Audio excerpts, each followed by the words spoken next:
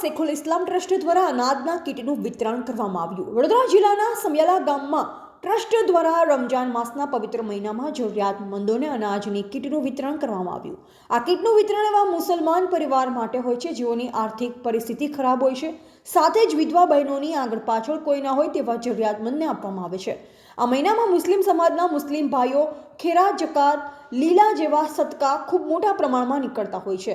રમજાન માસનો પવિત્ર મહિનો મુસ્લિમ સમાજ માટે ખૂબ જ મોટો તહેવાર હોય છે। આ પવિત્ર મહિનામાં મુસલમાન ભાઈઓ બહેનો રોઝા રાખી નમાઝ પઢી ઇબાદત કરતા હોય છે અને જરૂરિયાતમંદ લોકોની મદદ કરતા હોય છે। રિપોર્ટર સરફરાઝ દીવાન, પાદરા। મારું નામ સૈયદ સદ્દામ હુસૈન છે। હું સમિયાલા ગામમાં રહું છું।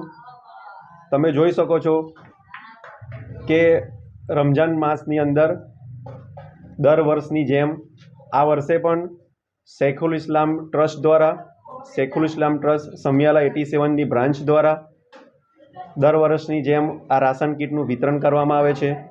જે જરૂરિયાતમંદ લોકો છે, જેની આગળ પાછળ કોઈ નથી અને જેની ખૂબ જરૂરિયાત હોય છે, એમને આ રાશન કીટને વિતરણ કરવામાં આવે છે। જેમાં સમિયાલાની શેખુલ ઇસ્લામ ટીસ બ્રાન્ચ અને તમે મારી પાછળ જોઈ શકો છો કે તમામ ટીમ દ્વારા આનું સક્સેસફુલી રાશન કીટનું વિતરણ કરવામાં આવે છે અને MS ન્યૂઝ 24 દ્વારા તમામ મુસલમાનોને રમજાનના શુભ અભિનંદન પાઠવું છું।